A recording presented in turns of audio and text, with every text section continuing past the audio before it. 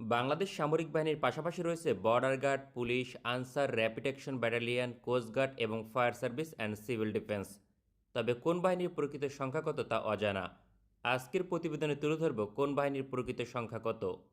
পাশাপাশি ফোর্সেস গোল 2030-র আওতাধীন এই বাহিনীর সংখ্যা কত হবে। এছাড়াও বাংলাদেশের অবস্থান থেকে কত সংখ্যক সদস্য ওই বাহিনীতে প্রয়োজন। তার পূর্বে জানিয়ে রাখি, একমাত্র সামরিক বাহিনী প্রতিরক্ষা দপ্তরের আওতাধীন, অন্য সকল বাহিনী স্বরাষ্ট্র দপ্তর নিয়ন্ত্রণ করে। বাংলাদেশ কোস্টগার্ডের মূল কাজ দেশের উপকূলীয় অঞ্চলের সুরক্ষা নিশ্চিত করা। বর্তমানে এই বাহিনীর সংখ্যা প্রায় 4000। তবে দেশের বিকশিত সমুদ্র বাণিজ্য সুরক্ষায় 10,000 কোস্টগার্ড প্রয়োজন। বাংলাদেশ এই সেক্টরে ব্যাপক গুরুত্ব দিচ্ছে। বাংলাদেশের আর কোনো বাহিনীতে আগামী এক দশকে এত বেশি পরিবর্তন আসবে না।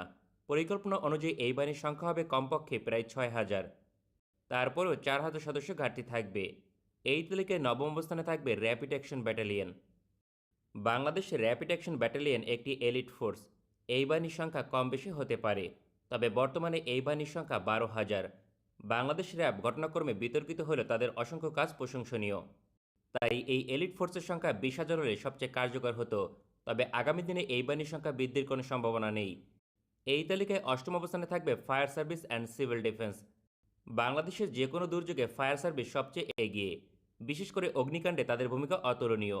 বর্তমানে এই বাহিনীর সংখ্যা প্রায় 50,000। তবে বাংলাদেশের অবস্থান অনুযায়ী তা যথেষ্ট নয়, কারণ বিভিন্ন অঞ্চলের সুরক্ষা এবং দুর্ঘটনা মোকাবেলায় দ্বিগুণ ফায়ার সার্ভিস প্রয়োজন, অর্থাৎ কমপক্ষে 1,00,000 কর্মী লাগবে। বাংলাদেশ স্বরাষ্ট্র দপ্তর ইতিমধ্যে এই বাহিনীর সংখ্যা বৃদ্ধির কার্যক্রম শুরু করেছে। পরিকল্পনা অনুযায়ী 2030 সালের মাঝে এই বাহিনীর সদস্য হবে কমপক্ষে 70,000 কিংবা তার চেয়েও বেশি। তারপরেও চাহিদার তুলনায় অন্তত 30,000 ঘাটতি থাকবে। এই তালিকায় সপ্তম অবস্থানে থাকবে বর্ডার গার্ড বাংলাদেশ। এই বাহিনীর সদস্য বর্তমানে 70,000।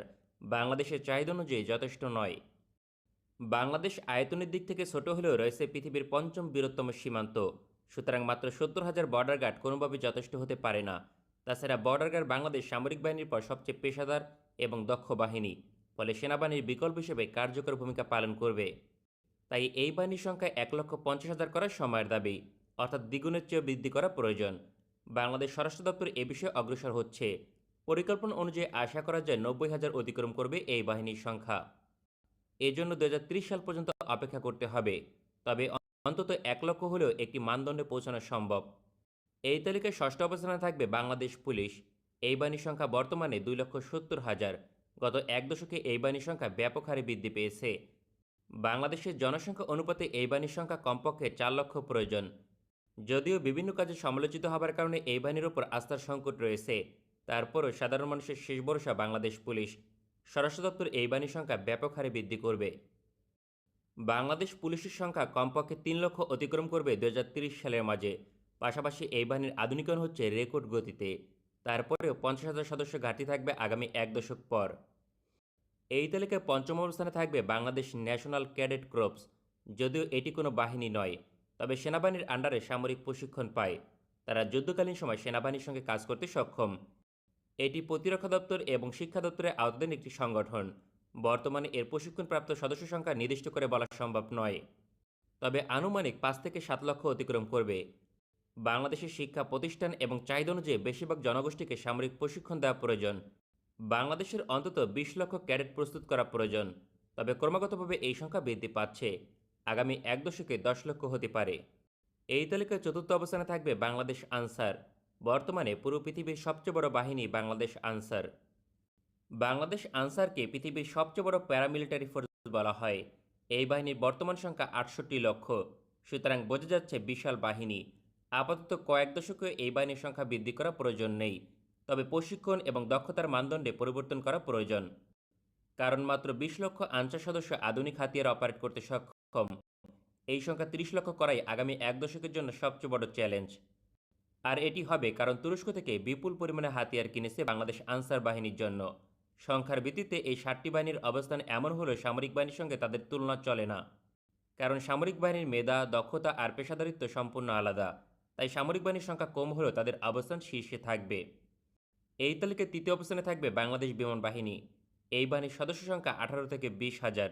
তবে দেশে বেশ কয়েকটি নতুন বিমান ঘাঁটি নির্মাণ করা হয়েছে। পাশাপাশি আধুনিক সমরাস্ত্র বৃদ্ধি পাচ্ছে। সব মিলিয়ে অল্প সংখ্যক বিমান বাহিনীর সদস্য যথেষ্ট নয়। কমপক্ষে 30,000 সদস্য আগামী এক দশকে অন্তর্ভুক্ত করা প্রয়োজন। বাংলাদেশ প্রতিরক্ষা দপ্তর এত বৃদ্ধি করবে বলে মনে হয় না, তবে অবশ্যই বিমান বাহিনীর সংখ্যা বৃদ্ধি করবে তাতে সন্দেহ নেই। এক্ষেত্রে 25,000 পর্যন্ত হতে পারে। এই তালিকায় দ্বিতীয় অবস্থানে থাকবে বাংলাদেশ নৌবাহিনী। বর্তমানে এই বাহিনীর সংখ্যা 30,000, তবে বাংলাদেশের বিশাল সমুদ্র থাকায় তা কোনোভাবেই যথেষ্ট নয়, কারণ বাংলাদেশের 90% বাণিজ্য নৌপথে হয়। এছাড়াও স্থলভাগে বাংলাদেশ যত বড়, সমুদ্রেও বাংলাদেশ তত বড়। সুতরাং 50,000 নৌবাহিনী প্রয়োজন। তবে প্রতিরক্ষা দপ্তর এত বৃদ্ধি না করলেও কাছাকাছি মানের হবে, কারণ নতুন 2টি নৌঘাঁটি পাচ্ছে বাংলাদেশ নৌবাহিনী, ফলে অতিরিক্ত সদস্য লাগবেই। সম্ভবত প্রায় 40,000 পর্যন্ত হতে পারে বাংলাদেশ নৌবাহিনীর সংখ্যা। তারপরেও প্রায় 10,000 ঘাটতি থাকবে। এই তালিকায় প্রথমে থাকবে বাংলাদেশ সেনাবাহিনী। এই বাহিনী সম্পর্কে নতুন করে বলার কিছু নেই, তবে সেনাবাহিনীর উপর ভিত্তি করে অন্য সকল বাহিনী গঠন করে। বাংলাদেশ সেনাবাহিনীর সংখ্যা বর্তমানে 1,65,000, তবে বাংলাদেশের ভৌগোলিক অবস্থান জনসংখ্যা অনুপাতে 2,50,000 সৈনিক প্রয়োজন। তবে প্রতিরক্ষা দপ্তর কোনোভাবেই এত বৃদ্ধি করতে পারবে না, অন্তত আগামী এক দশকে তা সম্ভব নয়। বাংলাদেশ সেনাবাহিনীর সংখ্যা তারপরেও এক দশকে 20 থেকে 30,000 বৃদ্ধি পাবে, ফলে সেনাবাহিনীর সংখ্যা 1,80,000 অতিক্রম করবে কমপক্ষে। এমনও হতে পারে যা প্রায় 1,90,000 হবে, তবে কমপক্ষে 2 লক্ষ হলে একটি আদর্শ অবস্থানে পৌঁছানো সম্ভব হতো।